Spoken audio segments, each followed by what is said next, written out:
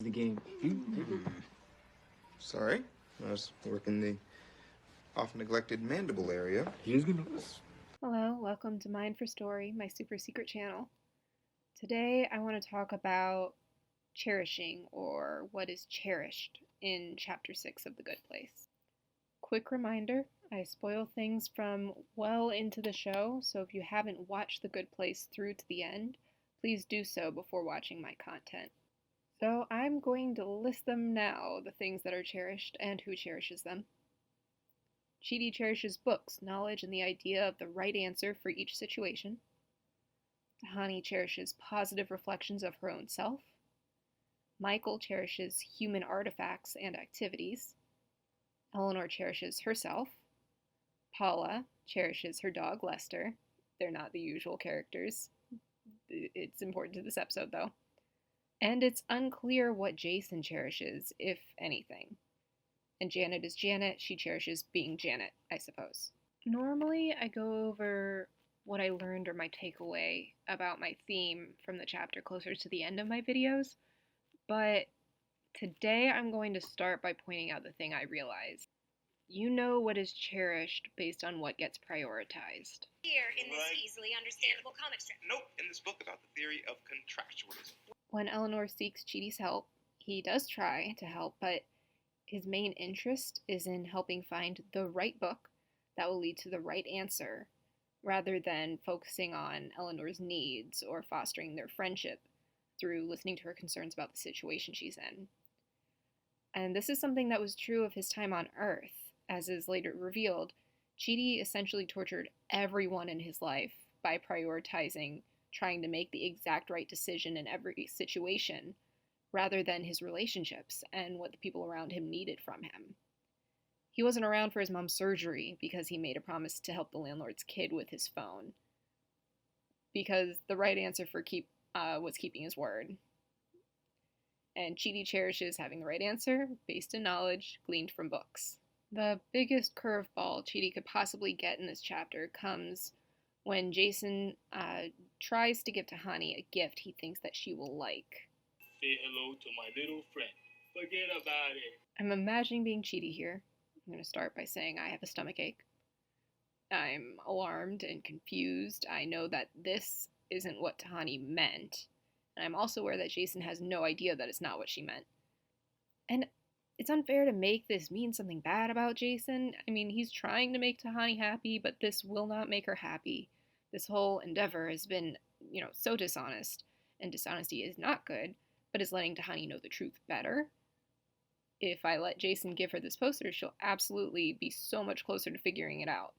And I never should have got involved in this. Why did I put myself in the middle? I know how to fix this. I guess I'll fix this. Yeah, I still have a stomachache. Just anxiety and doubling down on the original commitment to help Jason to continue to fool Tahani, which so much regret. And the poster then is replaced with a painting of Tahani as ballerinas in a style similar to Degas. And it's unclear whether this painting was Janet produced or if Chidi painted it himself. Considering sort of the assumed time restrictions, I'm assuming Janet produced this image.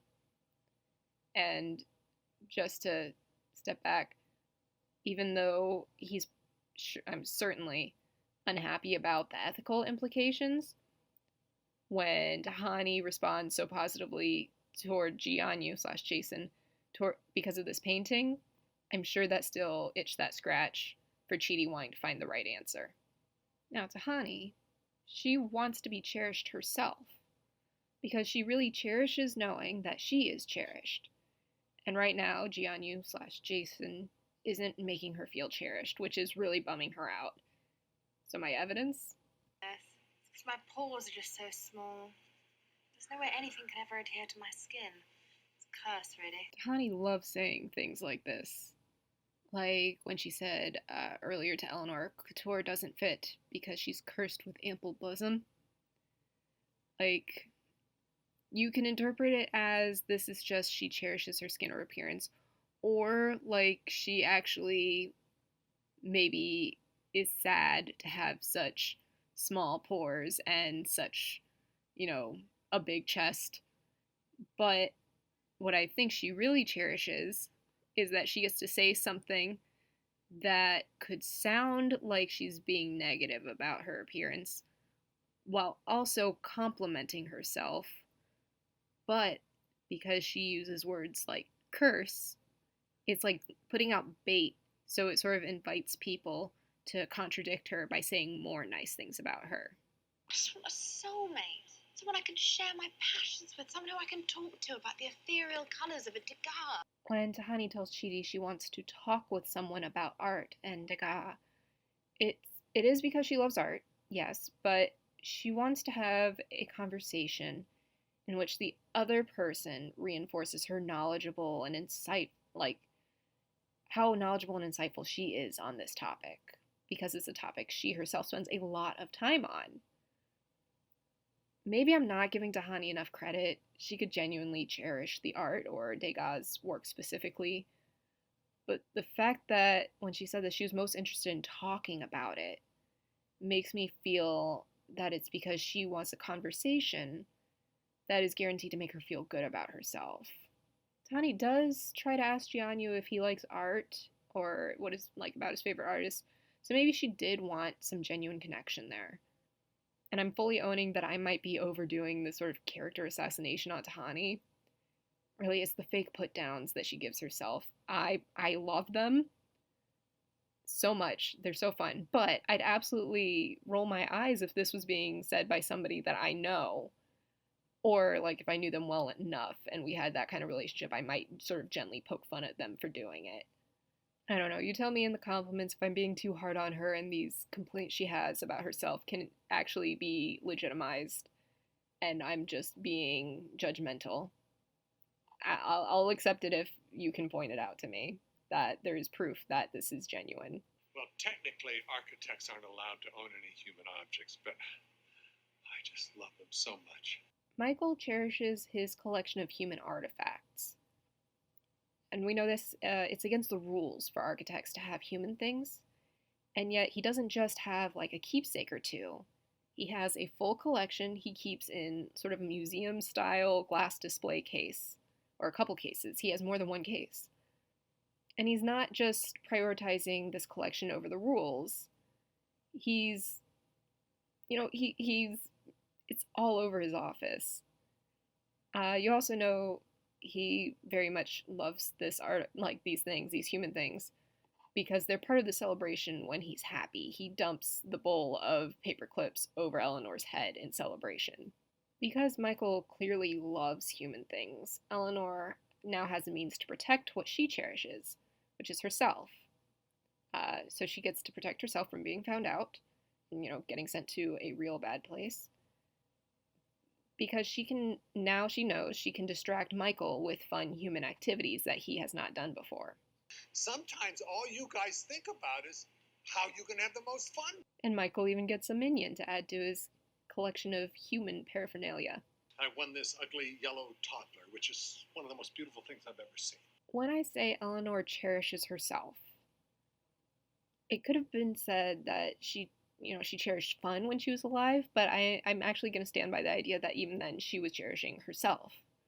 She was putting herself ahead of everything else, ahead of keeping her word to others, ahead of the well-being of the animal she's supposed to care for, Lester, the dog. She was unwilling to deny herself a moment of fun, but if fun was the thing that she cherished, she wouldn't have put isolation as a self-protection measure ahead of opportunities to have friends when she went to new schools or when she joins a company where the employees like hanging out together. She isolated herself in those moments because she cherishes herself. Part of cherishing is protecting. But Eleanor wants to do better for herself now. Her efforts at learning ethics and trying to be better are still about loving herself, but she has to learn to love herself in new ways. And part of that process is, the self-reflection. Eleanor has been remembering another time when she didn't keep her word to someone, though she made sort of a half attempt to do so, like she's doing right now with Michael. It's gonna mean taking care of Lester, too. Walk and feed him twice a day, give him his kidney medicine. Paula loves her dog. Paula is the brunette. And look at the clearly commissioned pop art portrait on the wall in the back of the shot. Not to mention just the really loving way she talks about Lester. Lester's the dog. How she can't help smiling softly to herself while talking about what Lester's care entails as she's explaining this to Eleanor. I need to know that I can count on you. I won't let you down. I promise. I'm going to say, of all these characters and what they cherish, I feel like it's a tie between Paula and Michael at who does the best job of, the way they cherish what they love. Except that this is Paula's big downfall. She chose to trust Eleanor with Lester's care. Speaking of which, it's clear that Paula has reservations about trusting Eleanor with the house and dog sitting job. So I've been wondering why she does. And my answer at this point is that she doesn't have other friends who are both local and available right now.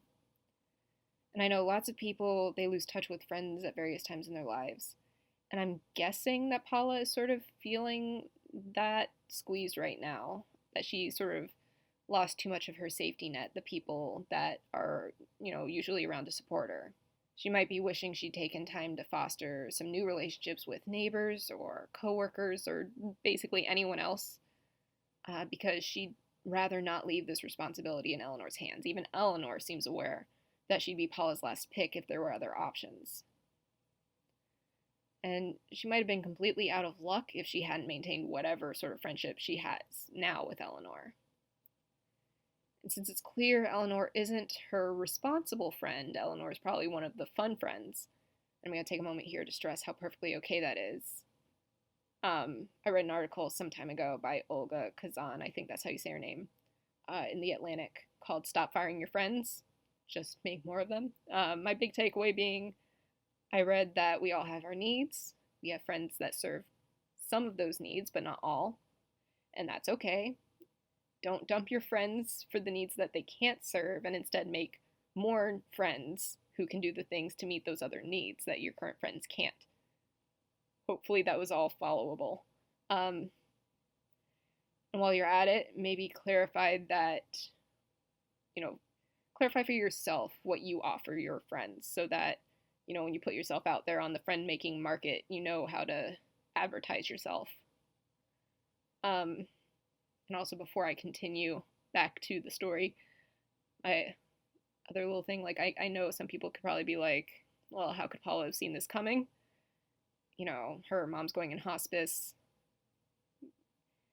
And I don't want to turn friends into just resources, but one, we're all in human bodies, or animals are in animal bodies, plants are in plant bodies, but every body can be injured.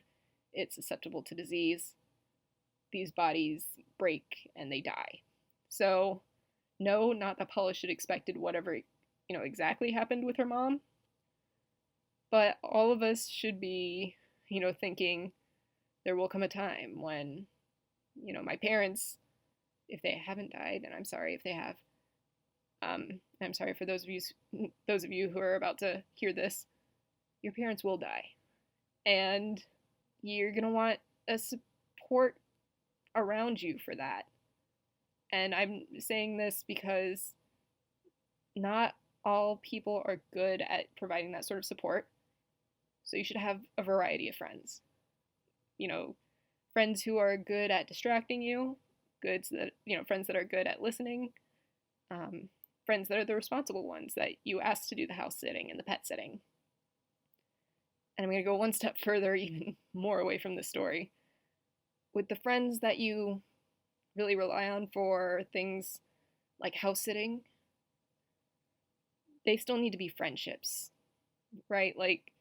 Those can't be the friends that you only ever contact if you need something from them. Because if that's the case, that's not a friendship, that's using them like they're a tool. And just hire somebody. If you can't afford to hire somebody, then too bad. All right. I wandered so far away from the story. My bad. I'm sorry, guys. I'm going to backtrack through this conversation all the way back to Eleanor and Doggy Lester. So, what happens is Eleanor gets invited to go on a road trip with another friend to see Rihanna in concert, I think in Vegas. But this is while she's also house sitting for Paula. But she chooses to go, and basically to assuage her own guilt so that she can feel like she did her part, the part that she was asked to do in taking care of Lester.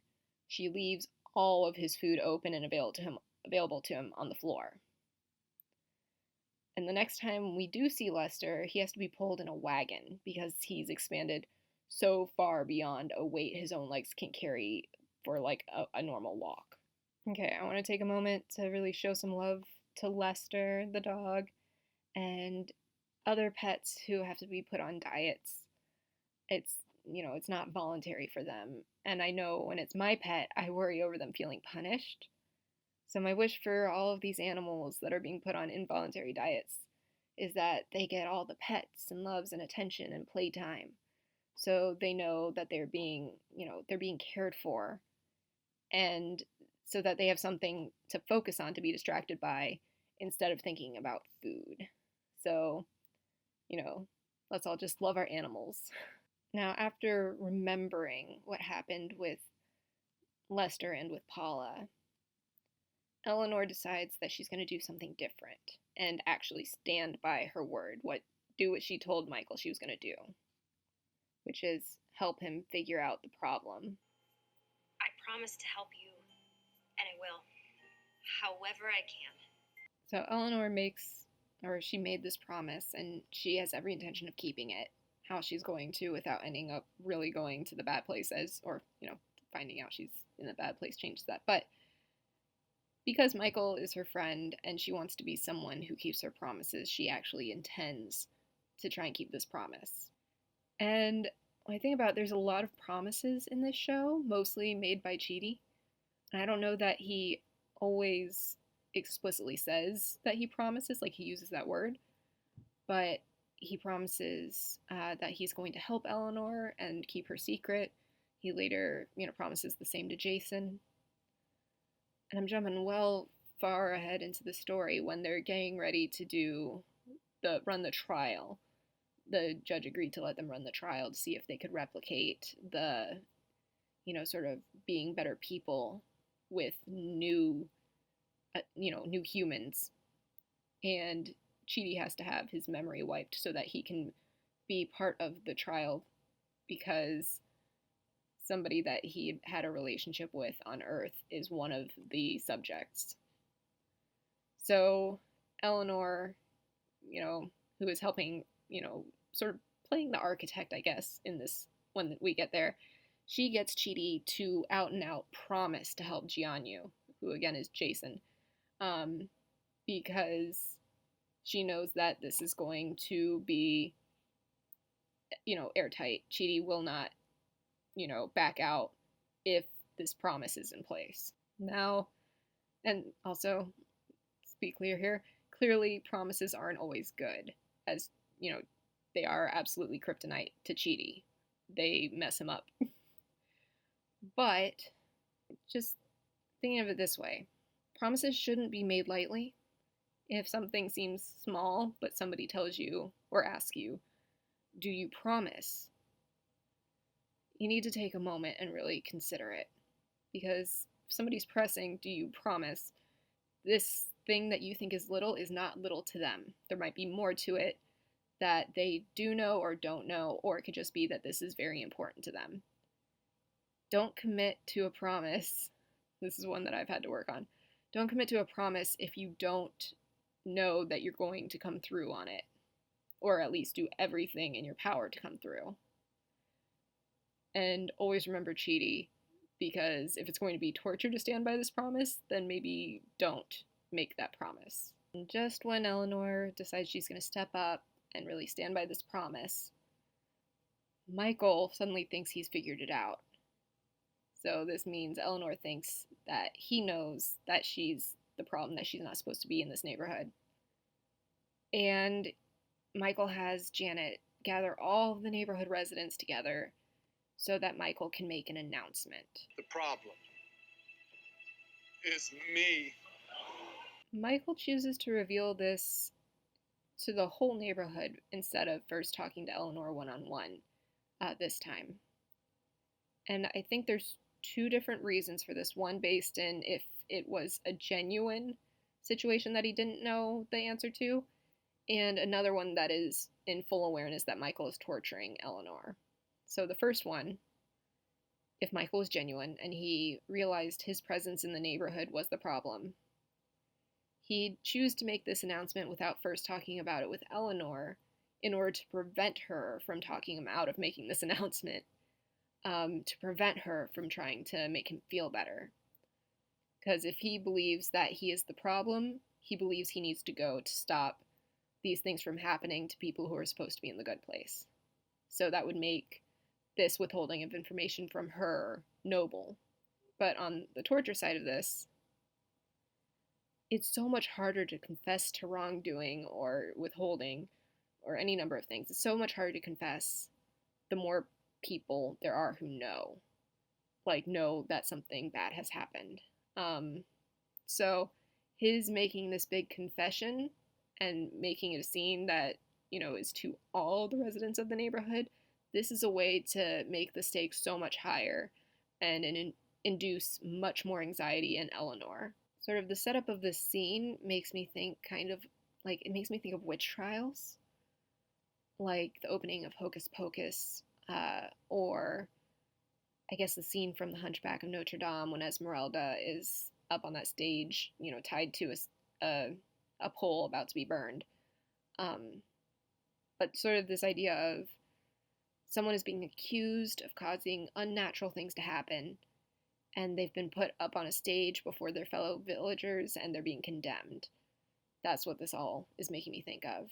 Also, I can't ignore "The Problem Is Me." That's Taylor Swift lyrics for that one. I can't. You know what song I'm talking about. I don't know the name of it. Maybe it's "The Problem Is Me." But that's what I had to come into my mind. I know I want people to gasp when I confess, like not in shock over my bad behavior, but because they can't believe it was me because I'm so good, right? But also, anyways, I tend to turn things over in my head a lot to try and identify the ways in which I've contributed to problems in my life or problems around me. I think I do this because there was somebody somewhere at some point in my life said something along the lines of, you can only control yourself. You control your choices and your reactions, and that's all you get to control. So I think that stuck with me. But also, I used to really love blaming everyone else. I loved it. I was addicted to telling other people how that person ruined my life, or that other person made things awful that time. And yeah, I was one of those. But after distancing myself from the people I was blaming, yes, some things did improve, but not everything. And the problems that were following me, they were attached to me because I was generating or doing something to cause the problem or to escalate something that was started elsewhere. The point was that I was contributing to the issues that persisted. So now I do like to take time to focus on how I contribute to the problems around me so that I can try and do my part to reduce the issue or de-escalate, or if I'm a really big component of the problem, then eliminate it altogether. I think maybe I'll try applying this to some bigger issue, something that impacts others beyond, my interpersonal conflict sphere. Maybe, how do I contribute to injustice or climate change or inequality? I mean, those are pretty big and broad and not clearly defined. And I don't know yet if that's good because it creates a lot of space for me to identify something that, I can do, something that I'm doing wrong, something I could do better. Or if it's so broad that it's just giving myself way too much credit for things well beyond my ability to do something. Both, probably. I don't know. I like the idea of trying to think beyond just my immediate life in asking how I contribute to problems so that I can change my behaviors, and maybe that'll ripple out and make things a little bit better. Yeah, I like it as an idea. I don't know how it will work. I think it'll work. I'll try it. So, to recap, what is cherished is what gets prioritized and protected. You can cherish something and realize that the way you're cherishing can be done in unhealthy ways. And you can continue to cherish it by making new choices or actions, choosing a different way to engage in. I'm saying cherish so much. You can change the way you do your cherishing. That is not just allowed, it is in fact encouraged. Now, I know I went so far off topic so many times this time. Thank you for bearing with me, and thank you for listening. I hope you have a lovely day full of all the things that you cherish. I mean, there's no point to it. The images on the screen relate to nothing. Some time passed and then it was over. That's karaoke.